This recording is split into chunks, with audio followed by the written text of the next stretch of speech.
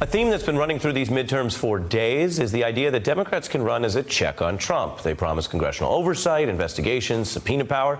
My next guest, Tony Schwartz, co-author of The Art of the Deal and a friend of the beat, says there's another side to this entire coin, predicting if Democrats fail to win back the House or the Senate, Trump will actually feel more emboldened and as a result move to expand his power, doubling down on the attacks on Obamacare, climate change regulations, quashing any investigations that are still going, including, of course, the big question about Bob Mueller. If the opposition party is cleared out for the entire first term, there could be an increasingly dangerous, sympathetic right-wing media machine. How frustrating would it be if you're the president of the United States and every single time you turn on the TV, on most of the channels, they're misconstruing what you say? It has to be frustrating, and that's why he's saying it's fake news. And he's saying if you don't want to be called the enemy, then get the story right, be accurate, and report the story the way that I want it reported. Yeah. Tony is here. He's also the author of The Way We Work Isn't Working. Tony, if Republicans do hold the House, you say Trump could actually get even worse than this. Well, I think unequivocally he will get worse. I don't believe that's going to happen, but I sat at 7 o'clock in Hillary Clinton's victory party on election night and still thought that wouldn't happen. So I'm holding my certainty, but I don't think it's going to happen. But if it does happen, he for sure will be emboldened to move more in the autocratic direction that is his deep instinct. His instinct then is fundamentally more reactive than the typical analysis would say, because he depicts himself, and many people go along with the idea that he's wildly running around doing things.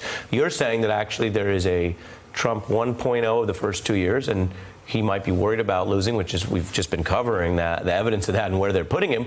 But if they hold the House, he'll say what to himself?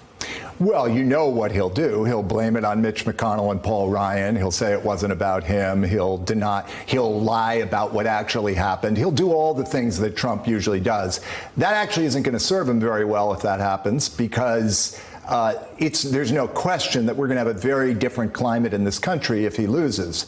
But, you know, I think underneath all this, I spent the day at a conference full of uber capitalists run by the New York Times. The conference was run by the New York Times. And the last person I listened to was Peter Thiel, who's a very right-wing supporter of Trump's out in Silicon Valley. Facebook investor, member of the board. And, you know, it dawned on me that this is what's going on underneath all of this, Ari, is the failure of capitalism, the failure of the free market. You know, I've said this before to you, but any strength overused becomes a liability. And think about what capitalism is. It's all about accruing as much as you possibly can for yourself. It's survival of the fittest.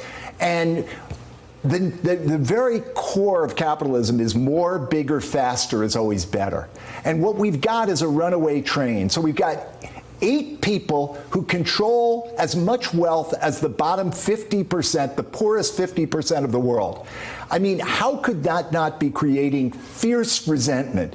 We understand that resentment, but I also think what it's created is an emptiness in the souls of the people to whom the money has accrued.